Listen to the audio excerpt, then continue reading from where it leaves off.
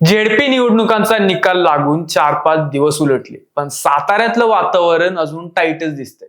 सर्वात मोठा पक्ष म्हणून इथं भाजप निवडून आला खरा, पण स्पष्ट बहुमत काही मिळालं नाही. त्यामुळे भाजपला सत्तेपासून दूर ठेवून जेडपीवर आपला झेंडा फडकवण्यासाठी राष्ट्रवादी आणि शिंदे शिवसेना पुढे सरसावते. मागच्या 2 दिवसांपासून बैठकांचा सपाटा सुरू आहे. मंत्री व राष्ट्रवादीचे नेते मकरंद पाटील, नितीन पाटील, मंत्री व शिंदे सेनेचे नेते शंभूराज देसाई यांच्यात खल सुरू आहे. त्यामुळे हे दोघे मिळून भाजपला कात्रजचा घाट दाखवणार का, याबाबत उत्सुकता आहे. साताऱ्यात नेमकं काय शिस्त आहे याची माहिती घेऊया आजच्या भागातून. नमस्कार, मी श्रीहरी आणि आपण बघताय बोल बिंदास. जिल्हा परिषदेच्या 65 जागांपैकी भाजपला 27, राष्ट्रवादी व स्वाभिमानीला 21, शिवसेना 15, काँग्रेसला 1 तर अपक्ष 1 अशा जागा मिळाल्या. शिवसेना आणि राष्ट्रवादीपैकी एका पक्षाला सोबत घेतल्याशिवाय भाजप सत्ता स्थापन करू शकत नाही, अशी सध्याची परिस्थिती. या पार्श्वभूमीवर राष्ट्रवादी आणि शिवसेना या दोन पक्षांनी जोरदार हालचाली सुरू केल्या. आपण किंगमेकरच्या भूमिकेत आहोत हे त्यांना चांगलंच ठाऊक आहे. त्यामुळं जिल्हा परिषदेमध्ये सत्ता आणण्यासाठी राष्ट्रवादी आणि शिवसेना या दोन्ही पक्षांतर्फे जोरदार तयारी सुरू आहे. दोन्ही पक्षांच्या वतीनं स्वतंत्र बैठकाही घेण्यात आल्या.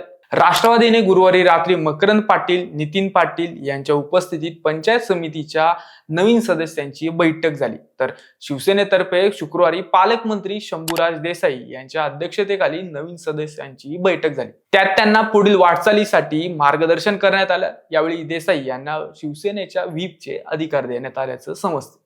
राज्यात भाजप, शिवसेना व राष्ट्रवादी हे 3 पक्ष एकत्र आहेत, त्यामुळे झेडपीतही ते एकत्र येतील असं मानलं जात होतं. परंतु साताऱ्यामध्ये काहीतरी वेगळ्याच गोष्टी घडताना पाहायला मिळतात. त्यामुळे तिन्ही पक्षांच्या कार्यकर्त्यांमध्ये संभ्रमाचं वातावरण आहे. राष्ट्रवादी व शिवसेनेचे स्थानिक नेते एकत्र येऊन जिल्हा परिषदेत सत्ता स्थापनेसाठी आग्रही आहेत. खरं तर त्यांना भाजप नकोय. शंभूराज देसाई यांनी मागच्या काही दिवसांपासून भाजप विरोधी भूमिका घेतली. भाजप देताना जागा देत नाही आणि नंतर मात्र सेनेला गृहीत धरतं, अशी त्यांची तक्रार त्यांनी बोलून दाखवली होती. त्यामुळे साताऱ्यामध्ये भाजप सोबत जाण्यास ते अनुकूल असल्याचं दिसत नाही. शिवसेनेने बैठक घेऊन सविस्तर अहवाल मुख्य नेते व राज्याचे उपमुख्यमंत्री एकनाथ शिंदे यांच्याकडे पाठवला. राष्ट्रवादीच्या नेते मंडळींनीही कार्यकर्त्यांच्या मनात असणाऱ्या बाबी वरिष्ठांपर्यंत पोहोचवल्यात. स्थानिक मंडळींचा भाजप सोबत जाण्यास विरोध असल्याचं देखील सांगण्यात येतं.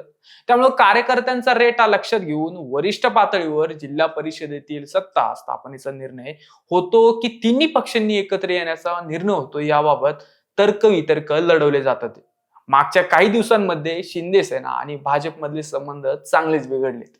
एकनाथ शिंदे यांच्या शिवसेनेने जिथे ठोकता येईल तिथं भाजपला ठोकायचा सपाटा लावलाय.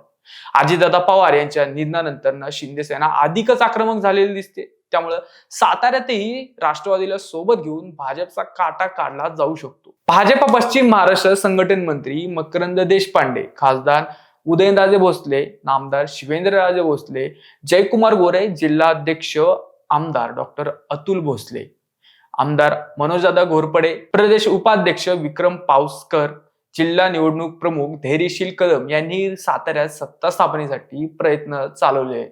त्यामुळे वरून 3 पक्षांच्या युतीचा निर्णय होतो की राष्ट्रवादी आणि शिंदे यांची शिवसेना मिळून भाजपचा कार्यक्रम करतात, हे बघणं उत्सुकतेचं ठरणार. तुम्हाला काय वाटतं हे कमेंट करून आम्हाला नक्की कळवा आणि अजूनही चॅनल आमचं सबस्क्राईब केलं नसेल तर आत्ताच करा. जय हिंद.